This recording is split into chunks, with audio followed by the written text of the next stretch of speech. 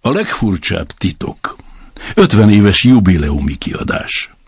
Earl Nightingale eredeti 1956-os esszéjével. A legfurcsább titok. A földkerekség legfurcsább titkáról szeretnék neked beszélni. Néhány évvel ezelőtt a néhai Nobel-díjas dr. Albert Schweitzerrel interjú készült Londonban, és az újságíró megkérdezte tőle: mondja, mi a gond manapság az emberekkel? A kiváló orvos egy percig hallgatott, majd azt felelte: az emberek egyszerűen nem gondolkodnak. Éppen erről akarok most veled beszélni. Mi az aranykorban élünk manapság. Ez az a korszak, amit az emberiség annyira vágyott, amelyről álmodott és amelyért munkálkodott évezredeken át. Ám mivel elérkezett, ezért teljesen természetesnek vesszük. Mi itt Amerikában kifejezetten szerencsések vagyunk, hogy a leggazdagabb országban élhetünk, amely valaha csak létezett a föld színén, a mindenki előtt nyitva álló korlátlan lehetőségek földjén. De tudod, mit mondanak a tények? Vegyünk 100 embert, akik ugyanonnan indulnak 25 évesen. Van fogalmad róla, mi történik ezekkel az emberekkel 65 éves korukra? Ez a 100 ugyanolyan körülmények közül induló 25 éves ember mind azt hiszi, hogy sikeres lesz. Ha bármelyiküket megkérdeznéd, hogy sikeres akart-e lenni, mindenikük azt fogja válaszolni, hogy igen. Azt látnád, hogy mind lelkesen vágtak neki az életnek. Volt egyfajta csillogás a szemükben, egyenesség a tartásukban, és az élet egy meglehetősen érdekes kalandnak tűnt fel előttük. Ám 65 éves korukra közülük mindössze 1 lesz gazdag, 4 lesz anyagilag független, 5 még mindig dolgozni fog, és 54-en anyagi gondokkal küzdenek. Most gondolkozz el egy pillanatra. 100 emberből mindössze 5-en lettek valóban sikeresek. Vajon miért vallanak ilyen sokan kudarcot? Mi történt a csillogással, ami 25 évesen még ott ragyogott a szemükben? Mi lett az álmaikkal, reményeikkel, a terveikkel? És miért van olyan hatalmas különbség a között, amit ezek az emberek tenni akartak, és amit valóban elértek? Amikor azt mondjuk, hogy körülbelül az emberek 5%-a lesz sikeres, meg kell határoznunk, mi is a siker. Íme tehát a definíció. A siker egy arra érdemes cél folyamatos megvalósítása. Ha az ember egy előre kitűzött cél megvalósításán dolgozik és tudja, merre megy, akkor ez az ember sikeres. Ha nem így csinálja, akkor egy vesztes. Szóval a siker egy arra érdemes cél folyamatos megvalósítása. Rollo May, a kivételesen tehetséges pszichiáter írt egy csodálatos könyvet, Önmagunk keresése címmel. Ebben a könyvben pedig azt állítja: társadalmunkban a bátorság ellentéte nem a gyávaság, hanem a konformitás. Hát ez a gond a mai világunkban, a konformitás. Az emberek mindig azt csinálják, mint mindenki más, anélkül, hogy tudnák, merre is tartanak. Ha belegondolsz, Amerikában éppen most, 2008-ban több mint 32 millió 65 éves vagy idősebb ember él, és a legtöbbjüknek anyagi gondjai vannak. Valaki mástól függenek az alapvető szükségleteik kielégítésében. 7 éves korunkra megtanulunk olvasni. 25 éves korunkra megtanuljuk, hogyan kell a pénzt keresni. Általában ekkorra nem csak, hogy pénzt keresünk, de már egy családról is gondoskodnunk kell. 65 éves korunkra mégsem tanuljuk meg, hogyan legyünk pénzügyileg függetlenek a valaha ismert leggazdagabb országban. Miért? Mert másokhoz igazodunk. A probléma pedig abban áll, hogy nem a megfelelő csapathoz igazodunk, hanem ahhoz a 95%-hoz, akik nem lesznek sikeresek. Vajon akkor miért igazodnak egymáshoz ezek az emberek? Tulajdonképpen igazán nem is tudják. Ezek az emberek azt hiszik, hogy az életüket a körülmények formálják. Olyan dolgok, amelyek velük történnek, külső erők. Ezek a kívülről irányított emberek. Egyszer végeztek egy kutatást, amelyben rengeteg dolgozó embernek feltették a következő kérdést. Ön miért dolgozik? Miért kell fel reggelente? 20-ból 19 válaszadó nem tudta megmondani. Általában azt felelték, mindenki munkába megy reggelenként, és ez az oka annak, hogy ők is így tesznek, mert mindenki más ezt csinálja. A siker definíciója. Térjünk most vissza a sikerről megfogalmazott definíciónkhoz. Ki sikeres? Kizárólag az az ember sikeres, aki folyamatosan munkálkodik egy arra érdemes cél elérése érdekében. Ő az, aki közli, hogy ezzé és ezzé fogok válni, majd elkezd ennek a célnak az eléréséért erőfeszítéseket tenni. Megmondom én, kik a sikeres emberek. Sikeres az a tanár, aki azért tanít az iskolában, mert ezt akarja csinálni. Sikeres az az asszony, aki hivatásos anya és feleség, mert anya és feleség akart lenni, és jól teszi a dolgát. Sikeres az a férfi, aki a sarki benzinkutat üzemelteti, mert ez volt az álma, mert ezt akarta csinálni. Sikertörténet annak az eredményes, értékesítő üzletembernek az élete, aki mindig is első osztályú értékesítő akart lenni, és a cégével együtt akart növekedni és fejlődni. Bárkinek az élete siker, aki szándékosan egy korábban megálmodott állást tölt be, mert szánt szándékkal emellett döntött. Ám 20 emberből ez csak egyre igaz. Ezért is van az, hogy manapság nincs igazán konkurencia, csak ha megteremtjük magunknak. Versenyzés helyett semmi más dolgunk nincs, mint alkotni. 20 éven át kerestem a titkot, hogy mi határozza meg, vajon mi történik egy emberi lénnyel. Létezik valamiféle kulcs, akartam tudni, amelytől a jövő nagyrészt előre megjósolható ígéretté válik. Létezik olyan kulcs, amely garantálhatja, hogy valaki sikeres legyen, ha tudomást szerezne róla, és tudná, hogyan kell használnia? Ami azt illeti, létezik ez a titok, és én meg is találtam. Elgondolkodtál már azon, hogy lehet, hogy olyan sokan nagyon keményen és becsületesen dolgoznak anélkül, hogy bármi különösebbet elérnének, mások meg látszólag nem dolgoznak keményen, és mégis mindent megkapnak. Aranyat ér a keze. Biztosan hallottad már ezt másoktól. Bármihez is nyúl, az arannyá változik. Továbbá észrevetted-e, hogy aki sikeressé válik, az általában a továbbiakban is sikeres lesz. Ugyanakkor, aki egy merő szerencsétlenség, az általában mindig is kudarcot vall. Ez a célok miatt van. Vannak köztünk, akiknek vannak céljai, és vannak, akiknek nincsenek. A célokkal rendelkező emberek boldogulnak, mert tudják, hová tartanak. Ilyen egyszerű az egész. Képzelj el egy kikötőből éppen a tengerre kifutó hajót, amelynek egész útja el van tervezve, a térképen is be van jelölve. A kapitány és a legénység pontosan tudja, hová tartanak, és hogy milyen hosszú lesz az utazás. A hajónak határozott célja van. 10 000-ből 9999 esetben a hajó odaérkezik, ahová indult. Most pedig vegyünk egy másik, az elsőhöz nagyon hasonló hajót, csak éppen ne legyen rajta se legénység, se kapitány a kormánykeréknél. Ne adjuk meg neki az irányt, ne legyen irányzéka, ne legyen célállomása, csak indítsuk be a motort, és hagyjuk, hadd menjen. Bizonyára egyetértesz vele, hogy ha ez a hajó egyáltalán kijut a kikötőből, vagy elsüllyed, vagy egy lakatlan partszakaszra vetődik gazdátlanul. Nem képes sehová eljutni, hiszen sem úti céllal, sem az irányítást végző legénységgel nem rendelkezik. Az emberi lényekkel is hasonló a helyzet. Vegyünk például egy értékesítőt. A világon senki más nincs egy jó értékesítőn kívül, aki előtt ugyanolyan fényes jövő állna. Az értékesítés a legjobban fizetett foglalkozás, ha jók vagyunk benne, és ha tudjuk, hová tartunk. Minden vállalatnak első osztályú értékesítő szakemberekre van szüksége, és ezeket az embereket gazdagon megfizeti. Számukra a határ a csillagos ég. Ennek ellenére hány ilyen embert lehet találni? Valaki egyszer azt mondta, az emberi faj nem arra koncentrál, hogy megakadályozza az erős győzelmét, hanem hogy megakadályozza a gyenge vereségét.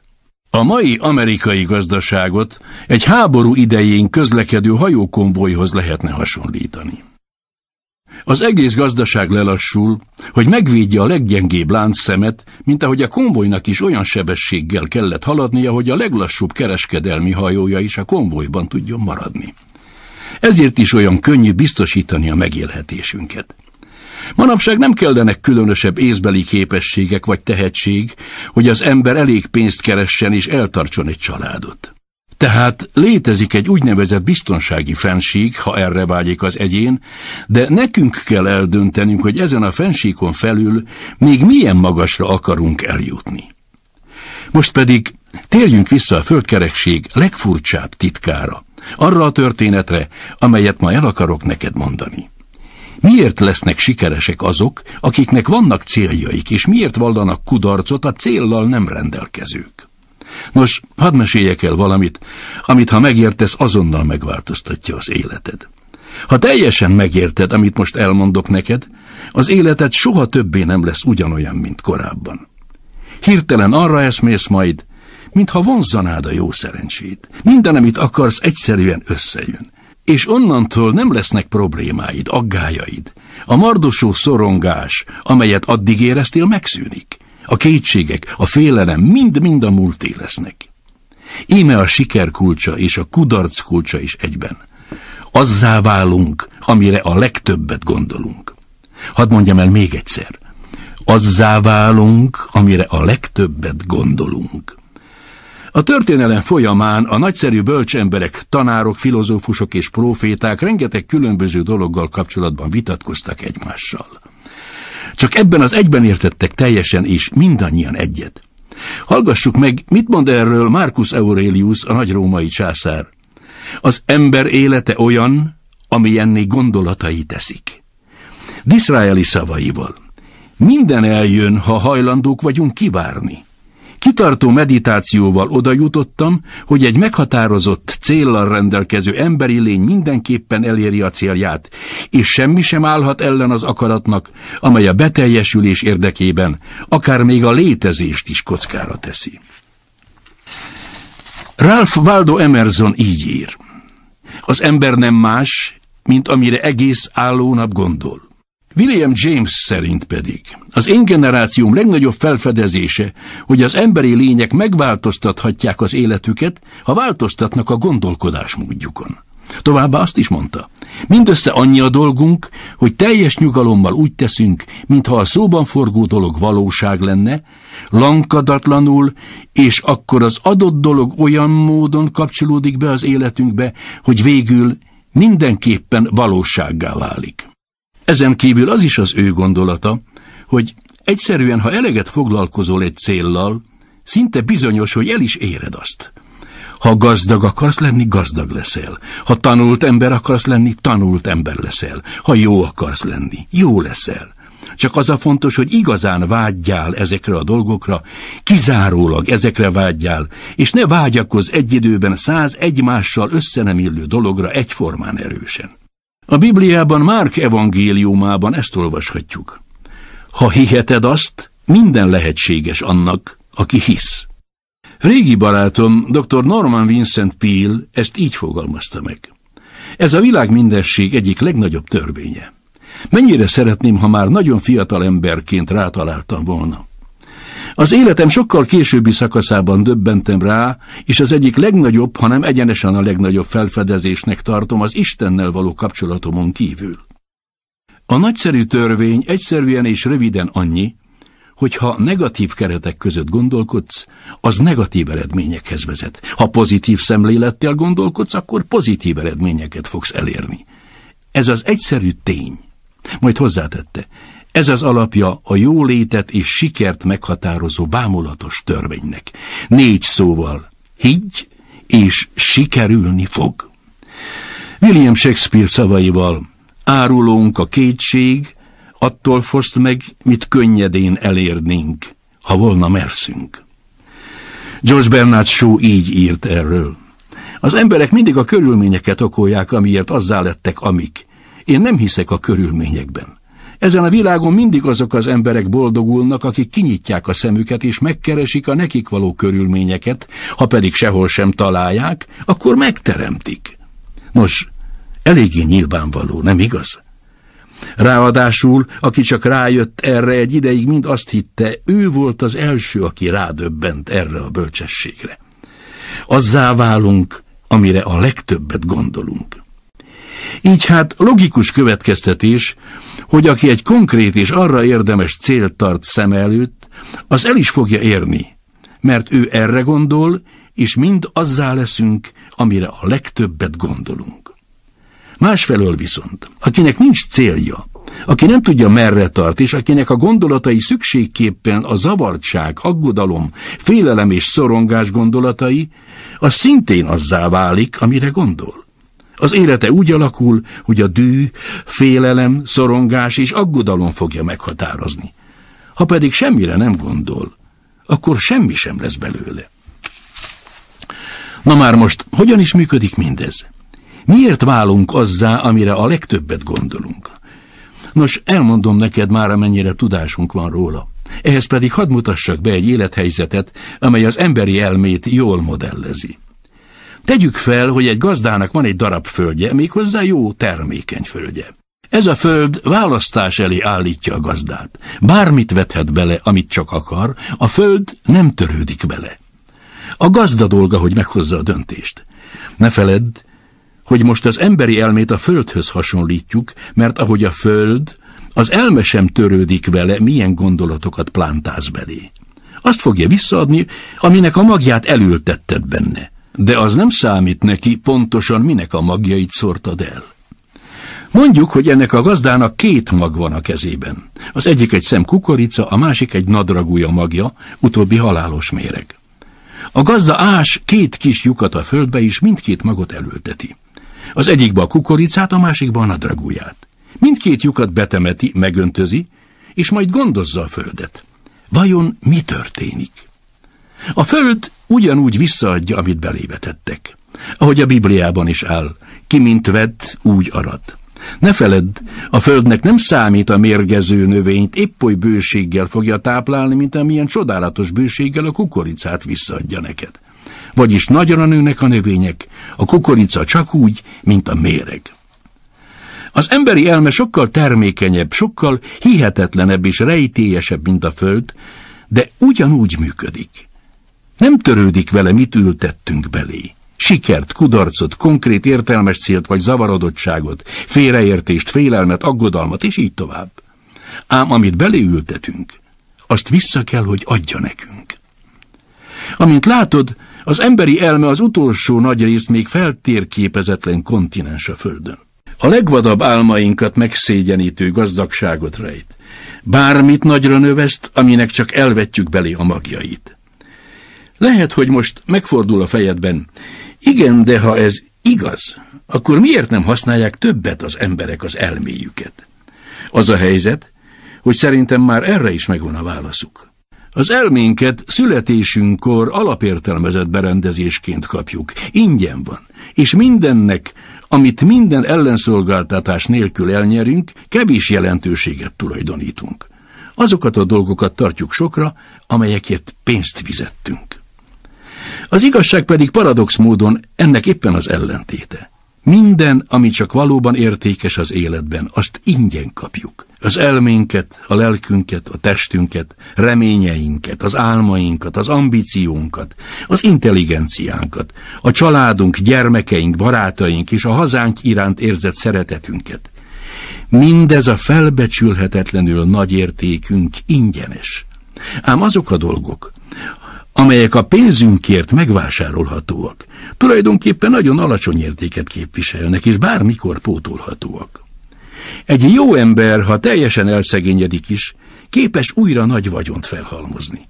Sokszor egymás után is képes erre. Ha le is ég a házunk, újra tudjuk építeni. Ám mindazt, amit ingyen megkaptunk, soha többé nem tudjuk pótolni. Az emberi elmét azért nem használjuk, mert egyszerűen természetesnek vesszük a létezését. A megszokottat hajlamosak vagyunk alábecsülni. Az elménk bármilyen feladatot el tud végezni, amit csak kiszabunk neki. Ám általában csak kis, jelentéktelen dolgokkal bízzuk meg, ahelyett, hogy nagy és fontos feladatokat adnánk neki. Több egyetem kutatói is bizonyították már, hogy a legtöbben a képességeinknek mindössze 10%-át hasznosítjuk, vagy még annyit sem. Ezért most döntsd el, mit is akarsz. Ültesd el a célodat az elmédbe. Ez a legfontosabb döntés, amit valaha meg fogsz hozni életed során. Mit is akarsz? Kiemelkedő, értékesítő akarsz lenni. Jobb akarsz lenni a konkrét szakmádban. El akarsz jutni valahová a cégeden, a közösségeden belül, meg akarsz gazdagodni? Nem kell mást tenned, csak elvetned azt a magot az elmédben, gondozni, álhatatosan munkálkodni a célod elérésén, és valósággá válik. Nem csak, hogy valósággá válik, de nem is történhetne másként. Tudod, ez épp olyan törvény, mint Sir Isaac Newton gravitáció törvényei. Ha felmászol egy épület tetejére és leugrasz onnan, mindenképpen lefelé fogsz elmozdulni, soha nem felfelé. Ugyanígy van ez a természet minden egyéb törvényével. Mindig működnek, megváltoztathatatlanok. Gondolj a célodra, nyugodt, pozitív hangulatban. Képzeld el magad lelki szemeid előtt úgy, mintha már el is érted volna ezt a célt. Lásd magad mindazon cselekvések közepette, amelyeket akkor fogsz végezni, ha már elérted a célod.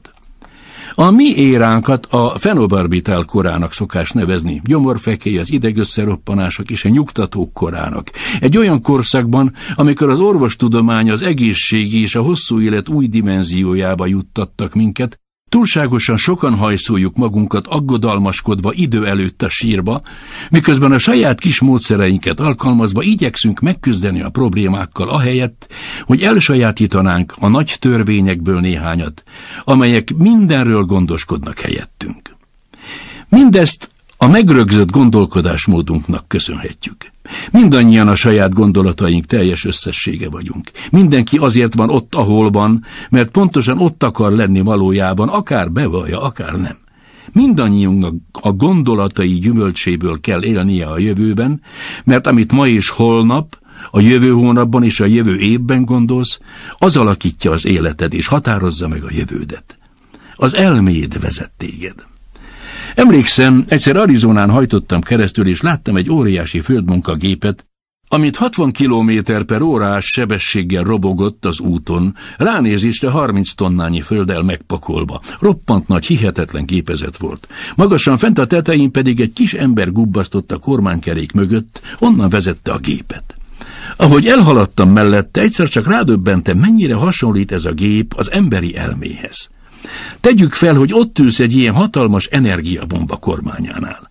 Vajon karbatett kézzel hátradőlnél és hagynád, hogy az árokba hajtson? Vagy két kézzel erősen megragadnád a kormánykereket, és az erőt egy értelmes cél felé kormányoznád és vezetnéd? Tőled függ. Te ülsz a vezető székében. Látod, maga a törvény, amely a sikerünk kulcsa, kétélű fegyver. Uralnunk kell a gondolatainkat. Ugyanaz a szabály, amely a sikerben, gazdagságban, boldogságban és az általa az önmagának és a családjának megálmodott minden másban bővelkedő élethez segíthet valakit, ugyanaz a törvény juttathatja a süllyesztőbe is.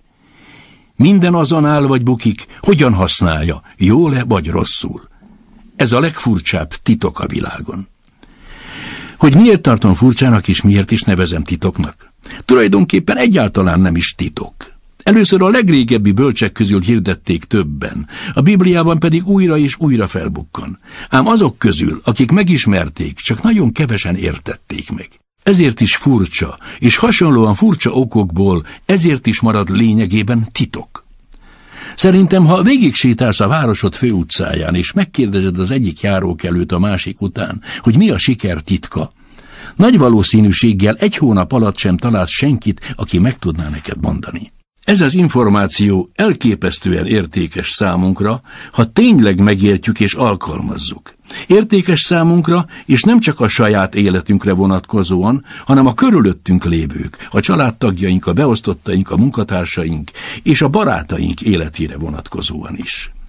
Az élet jó esetben izgalmas kaland, nem szabadna unalmasnak lennie. Mindannyiunknak teljes életet kellene élnie, élnünk kellene. Mindenkinek örülnie kellene reggel, amikor felkel az ágyból, olyan munkát kellene végeznie, amelyet szeret, mert jól csinálja. Egyszer hallottam Grove Peterson Toledo Daily Blade néha kiváló főszerkesztőjének a beszédét, amelynek a végén olyasmit mondott, amit azóta sem felejtek el. Így hangzott: a lapkiadás világában az eltöltött éveim során számos dologról meggyőződtem. Többek között arról, hogy az emberek alapvetően jók, és hogy mind valahonnan jövünk és valahová tartunk. Ezért az itt eltöltött időket izgalmas kalanddá kellene tennünk. A világ mindenség nagy tervezőmérnöke nem a semmibe tartó lépcsőt épített. Minden tanítók legnagyobbika, a Galilea földjéről származó ácsmester újra és újra elmondta nekünk a titkot. Legyen néktek a ti hitetek szerint. Fizesd meg az árát. 30 napos program a gondolkodásmódod megváltoztatására. Az imént elmagyaráztam a világ legfurcsább titkát, és azt, hogyan működik. Most pedig be akarom mutatni, hogyan bizonyíthatod be magadnak, milyen óriási jutalomra számíthatsz az életben, ha gyakorlati próbának veted alá ezt a titkot. Azt akarom, hogy tégy egy 30 napig tartó próbát. Nem lesz könnyű, de ha valóban igyekszel, teljesen átformálja, jobbá teszi majd az életed. A 17. században Sir Isaac Newton, az angol matematikus és természetfilozófus a fizika néhány természeti törvényét hagyta nekünk örökül, amelyek épp úgy alkalmazhatóak az emberi lényekre, mint a világegyetemben található testek mozgására. Az egyik ilyen törvény, hogy minden hatás vele egyenlő erejű és ellenkező irányból érkező ellenhatást vált ki. Ha rád vagy rám akarjuk ezt alkalmazni, akkor egyszerűen azt jelenti, hogy semmit nem érhetünk el anélkül, hogy megfizetnénk az árát. A 30 napos kísérleted eredménye egyenes arányban lesz a ráfordított energiád mennyiségével. Ahhoz, hogy valakiből orvos legyen, hosszú évek nehéz tanulmányaival kell fizetnie. Ha valaki sikeres akar lenni az értékesítésben, ne feledd, hogy mindannyian az értékesítésben való képességünkhöz mérten leszünk sikeresek benne. A családunknak az ötleteinket adjuk el, az iskolában az oktatást, a gyermekeinknek a jó és becsületes élet előnyeit, a munkatársainknak és beosztottainknak pedig annak a fontosságát, hogy kivételes emberek legyenek, és persze magát az értékesítés hivatását. Ám ahhoz, hogy az értékesítéssel sikeresen megváltsuk az utunkat a jó életbe, az kell, hogy hajlandóak legyünk megfizetni érte. De mi az ár, amit meg kell fizetnünk érte? Az a helyzet, hogy több dolog is van. Először is érzelmileg és értelmileg is felfogni, hogy szó szerint azzá válunk, amire a legtöbbet gondolunk. Hogy irányítanunk kell a gondolatainkat, ha irányítani akarjuk az életünket. Az ár az, hogy teljesen megértsük, ki mint vett, úgy arat. Másodszor, el kell távolítanod minden békjót, amely kordában tartja az elmédet, és hagyni, hogy szárnyaljon úgy, amilyenre fenségesen tervezték. Az ár annak felismerése, hogy a korlátaidat magad támasztod, és hogy a ma számodra elérhető lehetőségek minden elképzelést felülmúlnak. Az ár az, hogy felülemelkedsz a szűklátókörű kicsinyességen és előítéletességen. Harmadszor pedig az ár az, hogy minden bátorságodat felhasználva rá kell szorítanod magad, hogy pozitívan gondolkodj a saját problémáidról. Hogy hagyd a csodálatos elmédet, hogy minden lehetséges szemszögből átgondolja a célodat. Hogy hagyd a képzeletedet, hogy szabadon spekuláljon a sok különböző lehetséges megoldáson. Hogy ne legyél hajlandó elhinni, hogy vannak elég erős körülmények, amelyek legyőzhetnek a kitűzött célod elérésében. Hogy cselekedj azonnal és határozottan, amikor már világos az irány, és folyamatosan legyél tudatában, hogy ebben a pillanatban saját gyémántmeződ kellős közepén állsz, ahogy Russell Conwell is rámutatott annak idején. Negyedszer, spórold meg keresetet legalább 10%-át. Ezzel azt is tudatosítod, hogy mindegy, mi a jelenlegi foglalkozásod, óriási lehetőségek rejlenek benne, ha hajlandó vagy megfizetni az árát. Most vegyük végig a legfontosabb dolgokat, azt az árat, amelyet mindannyiunknak meg kell fizetnie, hogy a számunkra elérhető csodálatos életet élhessük. Az természetesen minden árat megér. Első pont. Azzá válsz, amire a legtöbbet gondolsz. Második pont. Emlékezz arra a szóra. Képzelet. Hagyd szárnyalni az elmédet. Harmadik pont. Bátorság. Minden nap koncentrálj a célodra. Negyedik pont. Tedd félre a kereseted 10%-át. Az ötödik pont pedig a cselekvés. A gondolatok nem érnek semmit, ha nem sarkalnak tettekre. Most felvázolom a 30 napos próbát, amelyet el akarok végeztetni veled. Ne feledd, hogy nincs veszítenivalód azzal, hogy elvégzed ezt a kísérletet, és benne van a lehetőség, hogy elnyerj mindent, amit valaha el akartál nyerni. Két dolog van, ami talán mindenkiről elmondható. Az egyik, hogy mindannyian akarunk valamit, és hogy mindannyian félünk valamitől. Szeretném, ha leírnád egy kis kártyára, hogy mit akarsz mindennél jobban. Ez lehet több pénz, lehet, hogy meg akarod duplázni a jövedelmedet, vagy egy bizonyos összeget akarsz keresni. Lehet gyönyörű otthon, lehet a munkádban való sikeresség, lehet egy bizonyos pozíció az életben, lehet harmonikusabb családi élet. Mindannyian akarunk valamit. Írd le a papírlapra pontosan, te mit is akarsz. Figyelj oda, hogy egyetlen cél legyen, és egyértelműen határozd meg. Nem kell megmutatnod senkinek, de tartsd magadnál, hogy a nap folyamán többször is meg tud nézni. Gondolj rá vidám, nyugodt, pozitív hangulatban minden reggel, amikor felkelsz, és azonnal van is valamid, amiért dolgozhatsz, amiért ki kell kelned az ágyból, valami, amiért élhetsz. Nézd meg, ahányszor csak lehetőséged van rá a nap folyamán, és este is, mielőtt lefekszel aludni. Amikor megnézed, ne feledd, hogy azzá kell válnod, amire gondolsz, és mivel célodra gondolsz, rájössz majd, hogy hamarosan a tied is lesz. Tulajdonképpen már abban a pillanatban a tied, amikor leírod a papírra, és elkezdesz rágondolni. Lásd a bőséget magad körül, miközben a mindennapi teendőidet intézed. Ugyanannyi jogod van ehhez a bőséghez, mint minden más élő teremtménynek, mind a tiéd, ingyen. Most pedig elérkeztünk a nehéz részhez. Azért nehéz, mert egy valószínűleg teljesen új szokás kialakítását jelenti, és nem könnyű új szokásokat kialakítani. Ha azonban egyszer kialakítod ezt a szokást, egész életedben végig kísér majd. Ne gondolj arra, amitől félsz. Ahányszor csak egy félelmetes vagy negatív gondolat kerül a tudatodba, helyettesítsd a pozitív és arra érdemes célod mentális képével. Lesz majd olyan, hogy úgy érzed, jobb lenne feladni. Az emberi lényeknek könnyebb negatívan gondolkodni, mint pozitívan. Ezért is van az, hogy csak 5%-uk sikeres. Most ebbe a csoportba kell bekerülnöd. 30 napig irányításod alatt kell tartanod az elméd. Csak arra gondolhat, amit engedélyezel neki. A 30 napos próba során minden egyes nap tegyél többet, mint amennyit tenned muszáj. Amellett, hogy folyamatosan vidám és pozitív szemlélettel élsz, adj többet magadból, mint amennyit korábban valaha is adtál. Közben pedig tartsd észben, hogy a jutalmad az életben mindenképpen egyenes arányban lesz azzal, amit te adsz. Abban a pillanatban, ahogy eldöntöd, milyen cél eléréséért munkálkodsz, azonnal sikeres emberré válsz. Onnantól abba a ritka és sikeres csoportba tartozol, amelynek tagjai tudják, hová tartanak.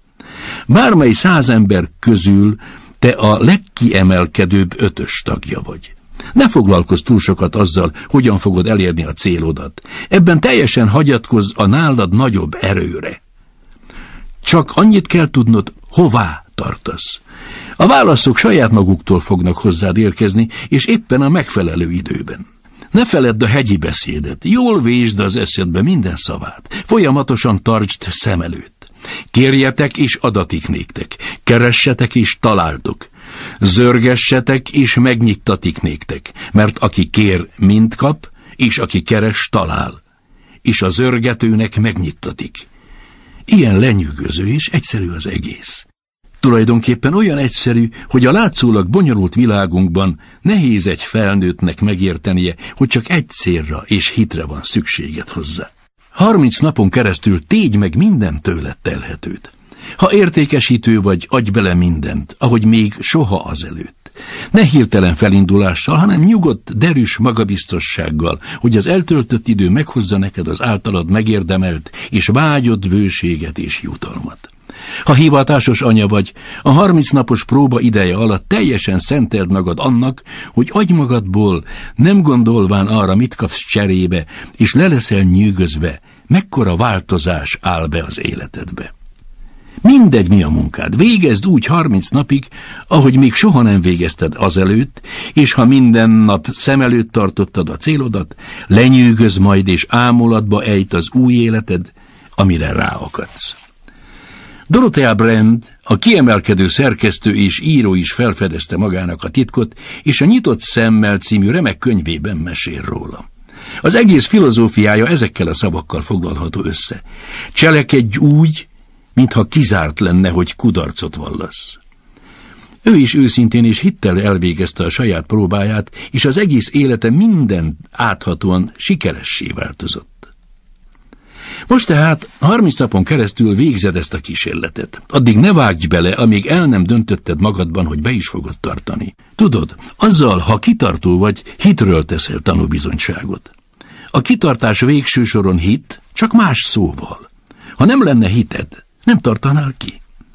Ha kudarcot vallanál az első 30 napban, és ezen én azt értem, hogy hirtelen rádöbbensz, elárasztanak a negatív gondolatok, és újra kell kezdened, és újabb 30 napig folytatni a gyakorlatot. Az új szokásod fokozatosan fog kialakulni, amíg csak nem találod fel annak a csodálatos kisebbségnek a tagjai között, akiknek lényegében semmi sem lehetetlen. Ne feledkezz meg a kártyáról. Elengedhetetlenül fontos, mikor belevágsz ebbe az új életmódba. A kártya egyik oldalára írd fel a célodat, bármi legyen is az. A másik oldalra pedig írd fel a hegyi beszédből vett idézetünket. Kérjetek és adatik nektek, keressetek és találtok, zörgessetek és megnyittatik néktek, mert aki kér, mind kap, és aki keres, talál, és a zörgetőnek megnyittatik. A kísérlet ideje alatt szabadidődben olvas olyan könyveket, amelyek segítenek neked. Inspiráló könyveket, mint például a Biblia, Dorothea Brand Nyitott szemmel, vagy Claude Bristol, A hit csodája, vagy éppen Napoleon Hill Gondolkodj és gazdagodj című könyvét. Soha semmilyen nagy dolgot nem vitt még végbe senki inspiráció nélkül. Érd el, hogy ez alatt a döntően fontos első 30 nap alatt a saját inspirációd a csúcson legyen. Mindenek előtt pedig ne aggódj. Az aggodalom félelmet szül, és a félelem bénító. Az egyetlen dolog, ami miatt aggódni kezdhetsz a kísérleti időszakban, hogyha mindent magad próbálsz elvégezni. Tudd, hogy neked csak annyi a dolgod, hogy szem előtt tartsd a célod.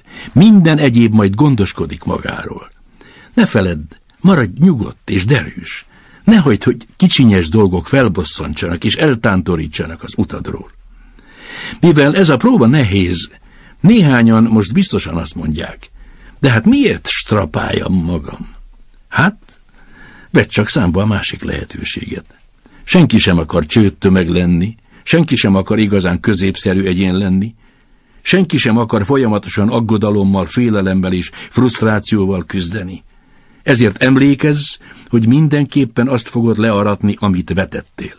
Ha negatív gondolatokat vetettél, az életed negatív dolgokkal lesz tele. Ha pozitív gondolatokat vetettél, az életed derűs lesz, sikeres és pozitív. Aztán hajlamos leszel fokozatosan megfeledkezni arról, amit itt olvastál, ezért olvasd el gyakran. Folyton emlékeztesd magad rá, hogy mit kell tenned ennek az új szokásnak a kialakításáért. Hívd össze az egész családodat, olvasd fel nekik rendszeresen, amit itt elmondtam. Tudod, a legtöbben azt mondják, hogy anélkül akarnak pénzt csinálni, hogy megértenék a törvényt. Kizárólag azok csinálnak pénzt, akik a pénzverdében dolgoznak. Nekünk a többieknek meg kell érdemelnünk a pénzt. Ezért van az, hogy akik folyton úgy akarnak kapni, hogy semmit sem adnak cserébe, akik potyautasok akarnak lenni, azok kudarcot vallanak az életben. Az egyetlen mód, ahogyan a pénzt kiérdemeljük, ha szükséges vagy hasznos szolgáltatásokkal vagy termékekkel látjuk el az embereket. Az időnket, a termékünket vagy a szolgáltatásunkat elcseréljük a többiek pénzéért. Ezért aztán a törvény úgy szól, hogy az anyagi jutalmunk egyenes arányban lesz a szolgáltatásunk nagyságával. A siker nem a pénzcsinálás következménye. A pénzcsinálás a siker következménye. A siker pedig egyenes arányban áll a szolgálatunkkal. A legtöbb ember fordítva alkalmazza ezt a törvényt. Azt hiszik, hogy attól vagy sikeres, hogy sok pénzt keresel. Az igazság viszont az, hogy csak azután tudsz pénzt keresni, ha már sikeressé váltál. Mint az egyszeri ember történetében, aki csak ült a kályha előtt is így szólt hozzá, adj nekem meleget, és akkor majd én is teszek fát a tűzre. Hány férfit és nőt ismersz, szerinted hányan vannak ilyenek manapság, akik ugyanígy állnak az élethez? Emberek milliói. Előbb raknunk kell a tűzre, csak aztán várhatjuk a meleget. Ugyanígy először szolgálnunk kell, csak aztán várhatjuk a pénzt. Ne foglalkozz a pénzzel, szolgálj, építs, dolgozz, álmodj, alkoss. Ha így teszel, meglátod, határtalan jólét és bőség köszönt rád. A gazdagság a kölcsönös csere törvényén alapul. Bárki, aki hozzájárul a gazdagsághoz, cserébe maga is bővelkedni fog. Néha előfordul, hogy a viszonzás nem azoktól érkezik, akiket szolgálsz, de valahonnan el kell, hogy érjen téged, mert ez a törvény. Mert minden hatás vele egyenlő erejű és ellenkező irányból érkező ellenhatást vált ki. Ahogy nap mint nap haladsz előre a 30 napos kísérlettel, ne feledd, hogy a sikered mértékét mindig az általad tett szolgálat minősége és mennyisége határozza meg, és a pénz a szolgálatot fokmérője. Senki sem lehet gazdaggá anélkül, hogy másokat ne gazdagítana. Ez alól a törvény alól nincs kivétel. Amerika bármely utcáján végighajthatsz, és az autódból kinézve meg tudod becsülni, mekkora szolgálatot tesznek az adott utca lakói. Gondoltál már valaha erre a fokmérőre? Érdekes. Néhányan például a lelkészek és a papok lelki értelemben vett jutalomban gondolkodnak, de a jutalmuk mértéke megint csak a szolgálatuktól függ. Amikor egy gondolkodó ember teljesen megérti ezt a törvényt, meg tudja majd jósolni a saját jövőjét. Ha többet akar, akkor több szolgálatot kell nyújtania azoknak, akiktől a jutalmát kapja. Ha kevesebbet akar, egyszerűen csak csökkentenie kell a szolgálata mértékét. Ez az az ár, amelyet meg kell fizetned azért, amit el akarsz érni. Ha azt hiszed, gazdálkodhatsz abból, hogy másokat becsapsz, a végén csak magadat csapod be. Eltarthat egy ideig, de amilyen biztos, hogy lélegzel, olyan biztos, hogy azt fogod visszakapni, amit te adtál. Soha ne kövesd el azt a hibát, hogy azt hiszed, megkerülheted ezt a törvényt. Az lehetetlen. A börtönök és a magányos emberek rótta utcák tele vannak olyanokkal, akik új törvényt akartak alkotni maguknak. Egy ideig elkerülhetjük az ember alkotta törvényeket, de vannak nagyobb törvények, amelyeket nem lehet megszegni. Egy kiemelkedő orvos nemrég 6 lépést állapított meg, amelynek segítségével sikeres lehetsz. 1. Tűzz ki magad elé egy határozott célt. 2. Hagyj fel azzal, hogy kis hitűségeddel lebeszéled magad. 3. Ne gondolkozz többé azon, miért is nem lehetsz sikeres, helyette foglalkozz azzal, mi az, amitől igen. 4. Egészen a gyerekkorodig kövesd vissza a hozzáállásodat, és próbálj rájönni, mikor támadt először az a gondolatod, hogy nem lehetsz sikeres, már ha így gondolkodsz az életben. 5. Változtasd meg az önmagadról alkotott képet, készíts bőségképet arról, akivé válni szeretnél. És végül játszd annak a sikeres embernek a szerepét, akivé döntésed szerint válni akarsz. Az orvos, aki leírta ezeket a gondolatokat, dr. David Harold Fink, pszichiáter, Kaliforniából. Csináld azt, amit az írott történelem hajnala óta minden szaktekintély javaslata szerint tenned kell. Fizesd meg az árat azáltal, vagyis válj azzá, akivé válni akarsz. Közel sem olyan nehéz dolog, mint sikertelenül élni. Tegyél egy 30 napos próbát, aztán ismételd meg újra és újra. Minden alkalommal egyre jobban a részeddé válik. míg egyszer csak rácsodálkozol, hogy is élhettél egyáltalán valamikor másképp. Éld ezen az új módon az életed, és a bőség zsilipei felnyílnak, és annyi gazdagságot árasztanak rád, amennyinek a létezéséről még csak álmodni sem mertél. Pénzben mérhető gazdagságot is.